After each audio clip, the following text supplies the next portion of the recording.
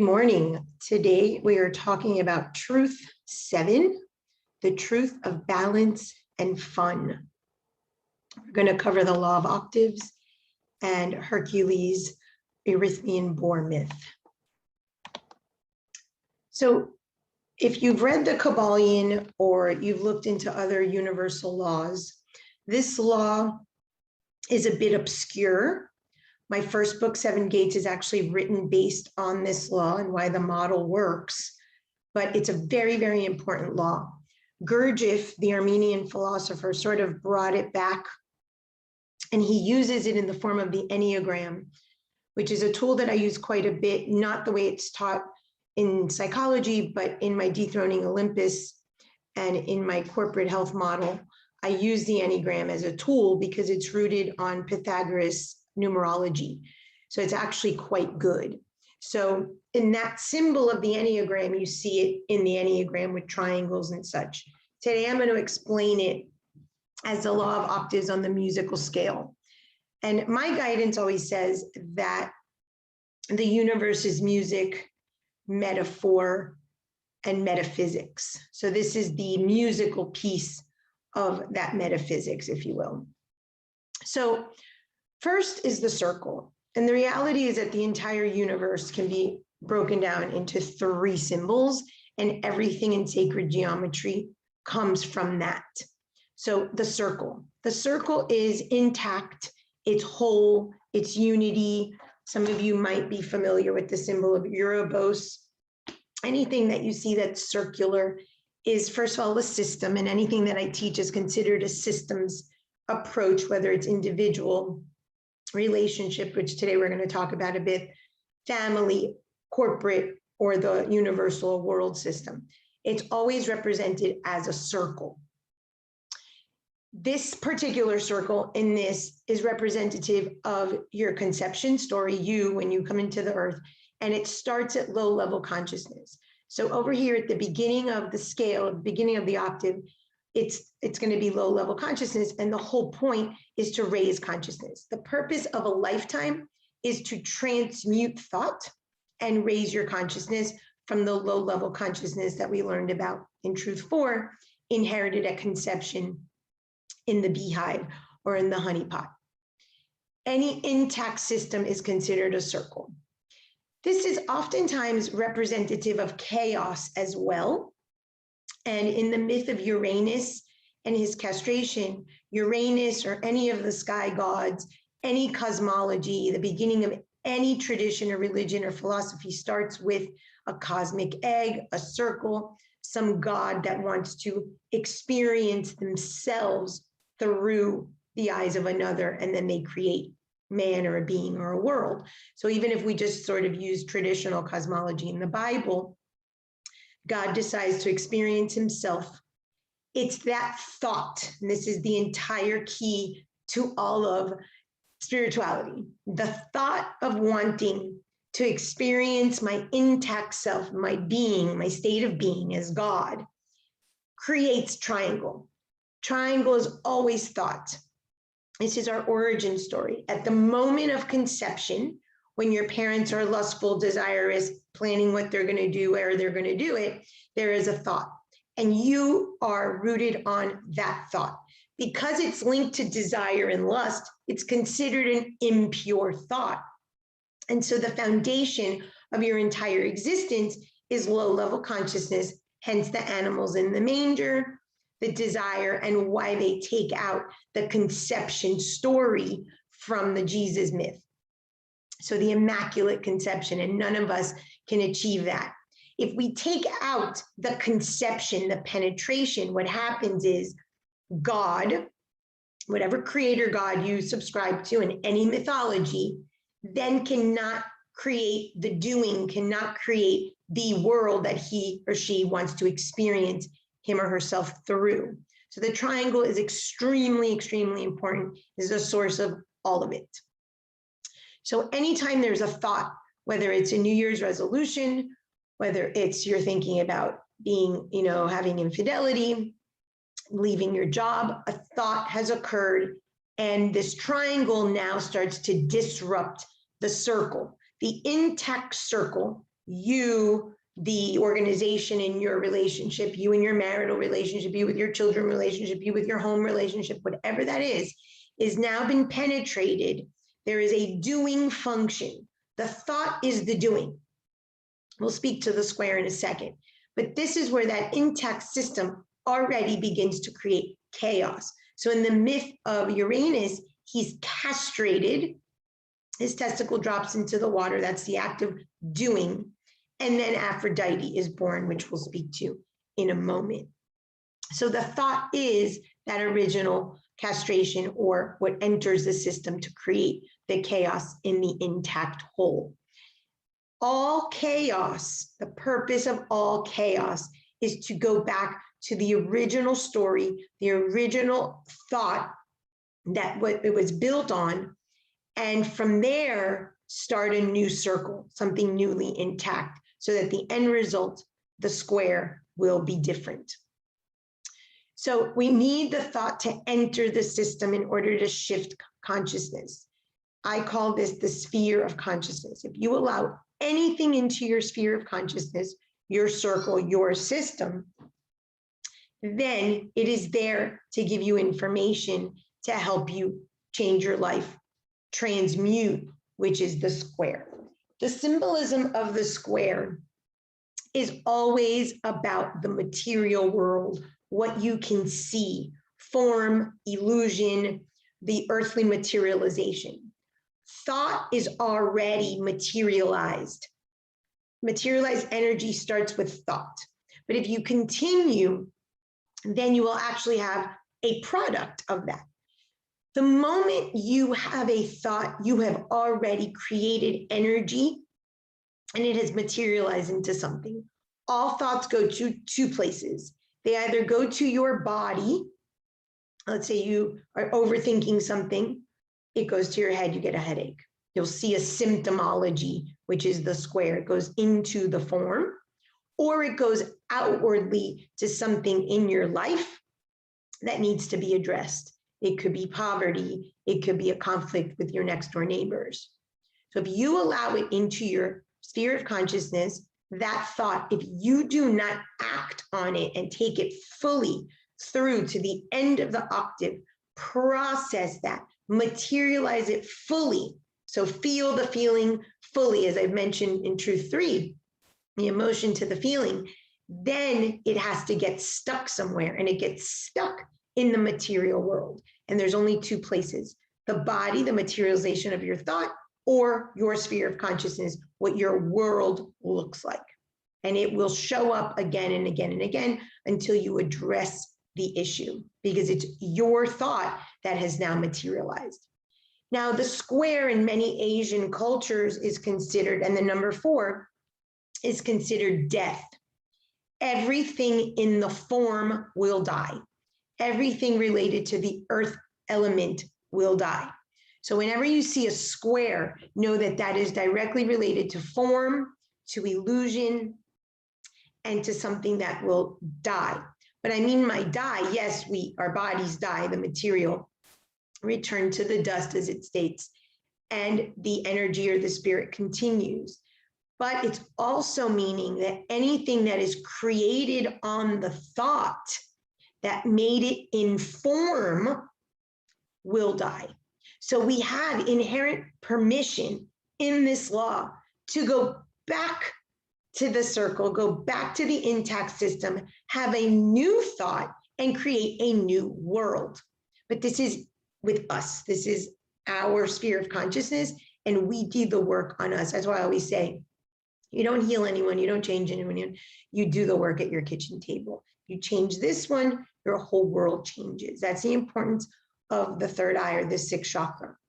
It's where the Ida and the Pingala come together. Duality ends. We're now in balance. We now are unified.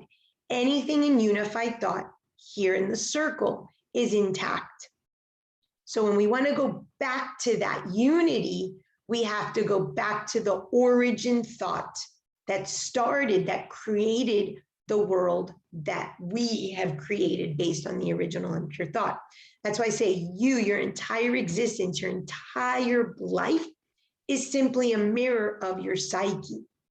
And if we go back to the thought that created it all, the impure thought that you had that you're ultimately trying to cover up with your life, then we can change your life. So the law of octaves says do, re, mi. A do, re, mi is the thought. So assume that over here is the circle, you're intact, and now you introduce a new thought into your life. You want to change your job, for instance. Do, re, mi is what I call the child steps in my 7 Gates book. The law says that between mi and fa, there is a shock. That shock is linked to the Trimurti or the Trinity. Do, re, mi, Vishnu, Shiva, Brahma, Father, Son, Holy Ghost, positive, negative, neutral. We need 3 forces in the universe in order for anything to happen. So when Jesus says, when 3 gather in my name, it's a physics law as well as a metaphysical law. There is a shock at that point. I call that shock the teenager. At that moment, you can decide. I say you take a breath, you get out of the child script, you get out of that sort of subconscious program, you do your spiritual TED talk, and you say, I'm going to choose differently, or I'm not going to choose differently. Doesn't necessarily mean that anything happens, doesn't mean that anything changes in the material world. We're not at the square yet, but there is a thought there, and you take the breath and you pause. And if you want to go back to child and do what you normally do, great. And if you want to go to the adult steps, then I'll speak to those in a moment. But this shock is an opportunity for you to change. It shocks energy so that it can shift vibration and go to the next. If you stay in the vicious cycle of what you always do, you go back, nothing changes, your square does not change, you're in child, you're in fight or flight, you fail to breathe or make a different choice, that's all. You just start right back at the octave. This is where most of us stay. We'll go to New Year's resolution. We say we're going to lose weight, join the gym. The shock comes. We never join the gym. We go right back to our unhealthy habits. So the fa, sol, la, ti is related to the square. The square is now the earthly realm, what I call the adult. This is now where we identify there's an unmet need. We define the unmet need. We figure out how we're going to meet it for ourselves. This is when the world starts to change. It's all here, but this is when things start to change and it starts to shift in our body and our life as well. Here is when you actually start putting in some steps to do adult things, where you actually show up and change the world around you. This is not enough for transmutation. This will lead you to transformation. So let's say you do join the gym at the shock. You go, you pay your $30 a month, you buy your sneakers, you meet the trainer every morning. Well, your body starts to change, your schedule starts to change. You wake up at 5 instead of 7, you see a different landscape in the morning. Now the earthly world and your material body begins to change. This is where transformation stops. In mental health models, I studied in my master's Prochaska and De Clemente, which is the trans-theoretical model of behavior change, this same idea in a circular fashion, and then from maintenance, we go right into relapse, because there is no true transmutation or raising of consciousness. And so we don't grow, find our purpose, live in our divine will unless we transmute consciousness from the low-level consciousness that we inherited at conception.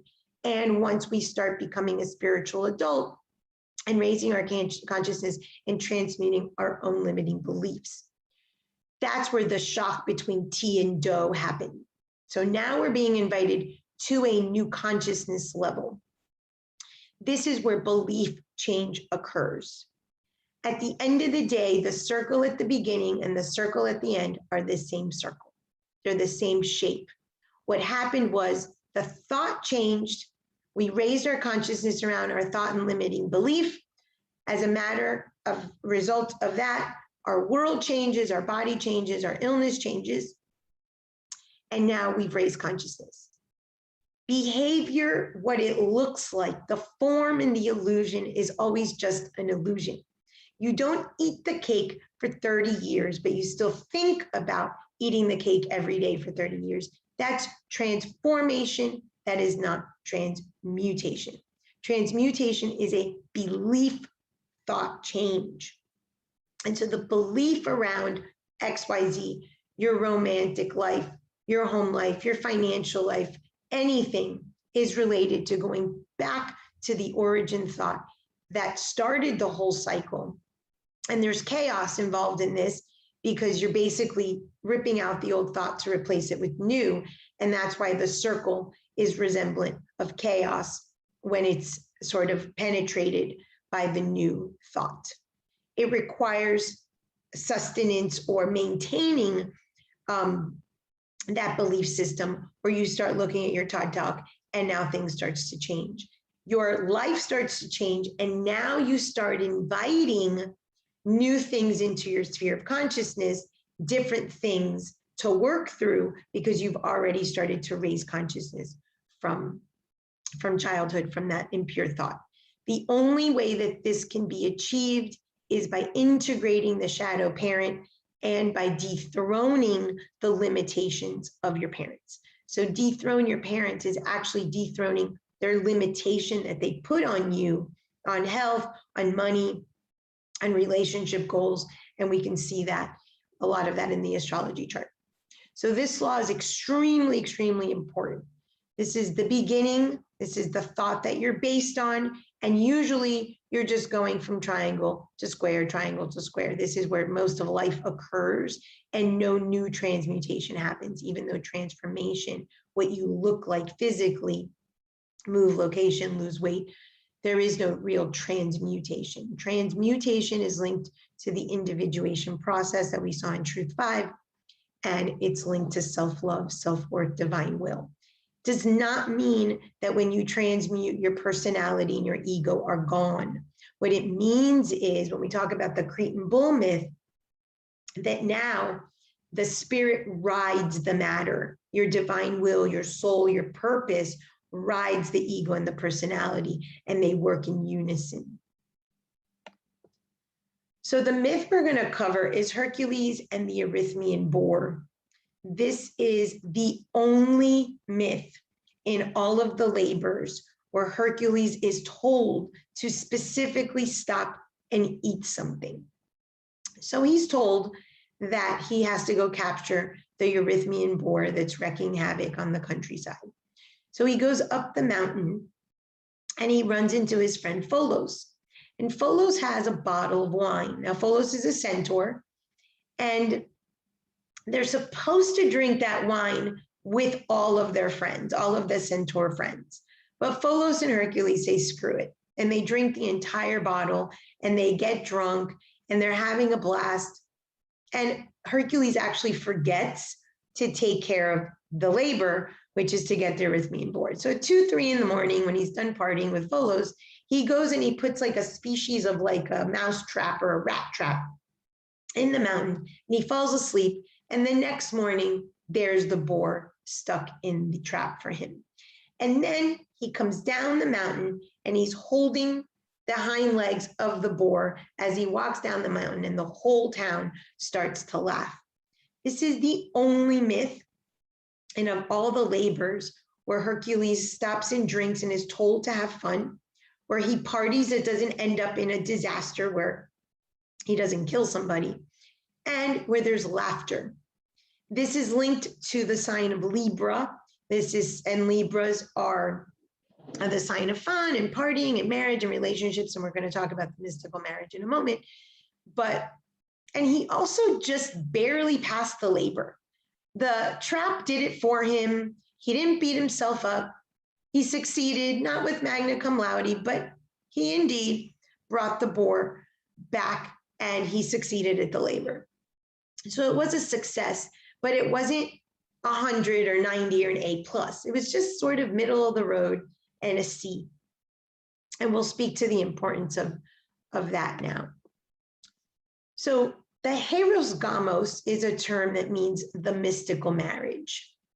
And the marriage sacrament in Christianity is actually based on this. they have you say that it is marriage to another individual, but it's not. Actually, what Christians did were take pagan holidays and pagan traditions and turn them into their own. And the Hieros Gamos was a tradition that pagans would do. And I'll show you on my next slide. I have this, if you have my Witch Bitch book, you'll see that ceremony in there. But this is a ceremony where pagans, mainly women, but men did it too, would lay with the godhead of their choice. So if you have a real affinity to Krishna or Jesus or Buddha or Lakshmi, you would take a picture or statue of him and her, and you would lay with the godhead and you would marry them. I have you do the hand fasting where you take the red string and you tie yourself to either the sword, to if it's feminine and you're the chalice, the sword is symbolic of that mystical marriage, or you can tie yourself to a picture or to a statue. And the point is that you lay as if you're consummating the marriage, light some candles, some incense, and I'll post the ceremony for you in the next slide. And that's the point of the ceremony. But the point is that you marry the God within, that God, the divine spark within, and your earthly nature are sort of one and the same. So here we see this in the Nigredo, very common alchemist image. And here you've got two people in the Nigredo. In the Nigredo is when you go into the shadow and the dark, which is true faith, and you really own those dark parts of self, and you become whole as a result of owning and accepting your impurities and your impure thoughts. Here are the two wolves. There's a famous Cherokee adage that the grandfather says to the grandson, there's two wolves living inside of you. And the grandson says, which one wins? And he's like, depend which ones you feed. And actually you need to feed both. You need to acknowledge that you have a shadow aspect. Here's Peter. Peter's name in the Bible actually means Petra, which is the rock. And you cannot build your sort of divine self or your Godhead that you marry in the mystical marriage unless you recognize the rock. The rock is symbolic for low-level consciousness. Actually, the word Hellene, that Hellenism, the Greek religion or tradition is based on, is simply the rock and the sun, which is the divine and the low-level consciousness. So he's the first disciple and he's the rock, and from there all is built. These two symbols are the same symbol. They're called the Vesica Pisces in sacred geometry. So everything starts with a circle, and all sacred geometry is just more circles upon more circles upon more circles. And then over here, you see that, and what it makes is two triangles. My book, The Truth is in the Triangle, is called that because it's the overlap of the relationship of the two people in the relationship. And what happens is that two triangles are made. A masculine triangle pointing up, representing the male genitals, or the masculine, the fire and air elements, and the downward triangle representing the female, or the chalice, the vagina, and the elements of water and earth. So this is an important sacred geometry symbol. I use it in my book, The Truth is in the Triangle, for relationships, and I call it the I, and the we. This almond shape midsection here is called the mandorla. And if you see, it's the symbol of Christianity. It actually represents the holy passage, and it represents Mary Magdalene. And here you see the symbol is the ichthys that represents Jesus. And the fish enters the holy waters, or the holy passage, that is Mary Magdalene. And there's been a lot of books and speculation about whether they were married or not. It's actually symbolic of the mystical marriage, the male and female energies, law of gender, nothing about homosexuality or gender preference, nothing like that. This is simply energy. This is the mandorla, and it's broken into 4 triangles, one of which has 153 as the length. And there is a story in the Bible and another one linked to Pythagoras that they both identify that there's 153 fish in the net that is caught when the disciples go out to catch the fish. And that's linked to the measurements And that's also a Pythagorean story where Pythagoras makes a bet with the fisherman saying, I bet I can guess how many fish you just caught, and it was 153. Here is the same concept of the Vesica Pisces, and it's heaven and it's earth. I call it the I, and the we when I'm doing work with couples. It can also be spirit and matter. The overlap is what I call the 48 to 52. This is also the shamanic consciousness when you're walking between the two worlds. And this is the magic or the space. Oftentimes in Greek, it was called temenos, which it would feel as a piece of land that was designated for the gods. And Jung talked about this in the therapeutic relationship, that when the client and the counselor were together, that temenos almost felt like there was no time. This is what we experience in shamanism when we do journeying. It feels as if time is lapsed. And this is a symbol of Libra.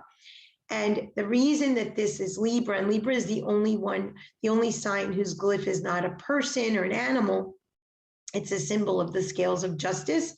This here is the holy passage, or the midway, and it's the 48 to 52. That's why Hercules doesn't just get, he doesn't fail like he failed in the Hippolyte girdle, but he doesn't, get accolades at how great he did. He was also told to have fun, to drink, to eat, to be merry. And we'll talk about the importance of that in terms of life and as a spiritual tenet. And truth 7 is to have balance and fun. And so you cannot be balanced if you don't unify your masculine and feminine energies, if you don't have spirit and matter, at least in equal proportions. In my models, it's all about the 0 and the 100, mom and dad, and you're a mix of them. You're the 48 to 52. So any way that you see this, it is the mystical marriage, first with yourself and then with another. You are always the same vibration. The circle attracts the exact same vibration, level of consciousness to be together. And then, of course, the holy passage, the sexuality or the sexual relationship is where you guys come together. And it's always the same vibration. Nobody is less or more than you when you are intimate with them. You have attracted your exact same vibration. So in my book, Witch Bitch, I have a ceremony called the Hieros Gamos, and you take a godhead of your choice to marry. I like to do it when I do ceremony for others. I like to lay it down, lay the person down and do the hand fasting with the red string. It's a Celtic tradition, and it's explained in the book. Also, you can use a sword or a knife. I use my sword representing male energy and the chalice using the representing the female energy. I oftentimes have a person hold the sword and drink from the chalice. I'll put like some water with a few drops of lavender and then have them drink. You can have wine if you want to go all out.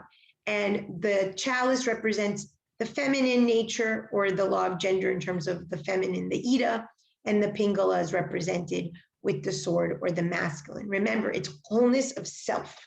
It's all about being unified within yourself. And hopefully then from that state and that consciousness, you attract somebody that's at your same consciousness. However, if you're currently in a relationship, to use the law of octaves, if you're going to go back to the origin story, which is what my book, Truth is in the Triangle, is about. If you go back to that original circle, that snow globe, or that origin story, the first fight is linked to the triangle. So if you go back there, you can actually renegotiate or rebuild the relationship on the mystical marriage with the new vibration that both parties are working through as they start doing transmutation. I like to play the wedding march. Some people just like to play sort of meditation music or happy, joyful music. And you say out loud, and usually if I'm the one conducting the ceremony, but if you're doing this to yourself, just speak out loud. What are your commitments? So usually when we do the nuptials or the vows, you're making vows to self. Now, this is a ceremony with self, although it could be done with another. I have performed this at weddings where I'm allowed to marry people, and I use this ceremony, but this is technically a mystical marriage to self.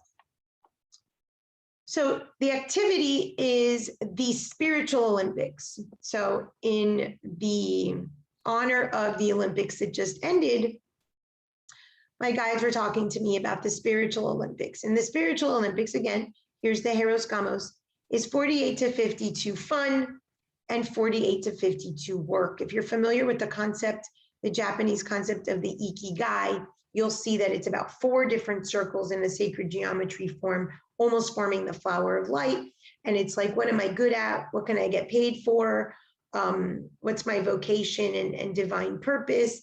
And what can I work at? I don't remember the specific categories, but they overlap to basically the center we, and that's your ikigai. So this is a concept similar to that. So work for most of us is pretty easy. We live in a Western tradition where competition and end results with a paycheck or a certain amount of steps that we walk every day is how we measure our success. That's the square. That is important. There is a part in our life that has to honor the earthly consciousness, taking care of our health, as we saw in Truth 6, and always addressing the thoughts so that those two labors work together. But this is only 48 to 52% of your day, something that has an outcome, something that you can actually measure and work towards and improve on and ascend. This is also linked to validation needs. So we also want to check that, because if we're 100% in an attempt to get validating, I have a dear friend who considers herself a biohacker, and I said, biohacker can only lead to failure. You can't hack the body. You cannot beat death. That square is earth, element is death, it's going to die. So of course you can live well, but that can't be your entire existence. There has to be a spiritual component. My guides say that people are either working towards matter or towards spirit. So some of us are very spiritual or transcendent oriented, and we become what I call transcendent narcissists, and we work more for the material in terms of the form, those truths that are linked to the body, structure, adulting. And others are very material, and they're looking for the spiritual. So those people, material, might be very narcissistic just in their nature in terms of acquisitions and greed, and then they seek a spirit. So we're either one or the other, and the midpoint in the perfect mystical marriage is the 48 to 52. So 48 to 52% of your day should be linked to solution-focused or outcome-focused activities, a paycheck, a win, a competition, a number of steps, something measurable. And the other 48 to 52% of your day, now, of course, this isn't day or week or month, it's overall in your life. But if you have to start it off day by day with your calendar, go right ahead. Things that don't have a measurable outcome, they're process activities. There's no win, there's no award, there's no gold star, there's no scorecard. You can't win spirit. Inevitably, you're going to leave the body, you're going to return back, you're going to end up at some, plane or loca of the universe, and you're going to come right back. So the way to win, if you're going to use that word, is transmutation. And transmutation, I told you, has nothing to do with the end result. That's transformation, what it looks like.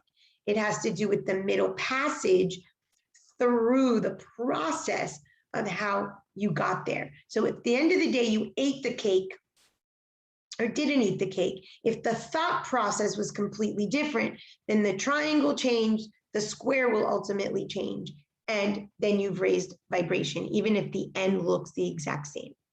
And Jung had a quote that said something like, man is only completely human at play. And this is an important word that I underline, human. I have several clients that want to take themselves out of their own life. So yesterday I was talking to a client, and I'm Zooming with her, and she's finishing up a phone call, and her son's in the back, and she's sort of just kind of messy in her dress. And I loved seeing it, because it was the first time that she was in her life. She was just letting life happen. When we try to be so perfect, or everything has to be so perfection-based, then what we're doing is we're removing we're removing ourselves out of our own life, because we are human and we're not perfect. So the allowance of play, the allowance of creativity, the allowance of humanness, that's where my cookie comes in. Is yes, I come from the divine cookie dough, but I'm still human and I still get to laugh and play and get a C+ and be okay with that because I achieved the goal of the labor of life, but I don't have to win with flying colors because that's not the way it is. It's really just about raising consciousness and transmuting. And that's an inward process. There is no, although externally your life does change as a result, even if it's just like Viktor Frankl, you're still in a concentration camp, you decide to stay in your marriage or your job, whatever it was that you thought was giving you the heartache. Ultimately, if that's your prison or your camp, you change your whole thought around it, it no longer feels that way. So this was a chart that I created, and it's going to be in my Truth is in the Triangle book that's coming out next month, which are shadow keywords. If you're into astrology, go to your 7th house cusp, which rules marriage. You inherit at the moment of conception, whether your parents were married or not, whether you knew them, whether they died, whether you were abandoned or adopted, it does not matter. You were given the template for relationship, and that is found in the sign of the descendant in the 7th house cusp. This is also a shadow aspect of the chart because what happens is that this is where the sun is setting on the day of your birth. So it's not something that you clearly see. The 7th, and then in truth 8, when we talk about the shadow, is over here. This is when the sun is setting. So whatever sign you have on the ascendant is related to shadow aspects of that particular relationship that you were rooted on, your triangle. So this could help you in terms of your own relationship with self or with another in terms of what you need to transmute. And lastly, this is a symbol from my book, The Truth is in the Triangle, where I say threadmate versus soulmate. I don't believe in soulmate the way that it's sort of sold new agey. There's one magical person for you. That is not reality. So to just change the word around, I call it a threadmate, where you have shared values and a common thread. And the mandorla here is, as you can see, my little symbol for the threadmate is rooted on a non-negotiable, an unmet need, and one thread, one common thing that's going to bring you together. And this is a technique that you can use with yourself. So for instance, at work, find the one unmet need that you're going to ask work to fulfill, one non-negotiable. So if work doesn't fulfill that or breaks the rules, so to speak, and your thread, what you'll do there, maybe a common value. You can do the same thing in your relationship, with friends, with your food. This model serves. You should go in with non-negotiables with yourself and with others and entities, because this is where your boundary is. This is where you stop those swings from 0 to 100 and you try to find that holy passage. And this is all defined by you. So this book, The Truth is in the Triangle, for a free workbook, you can go to my website and it'll be out probably about September 2021. Have a great day, and please reach out if you have any questions.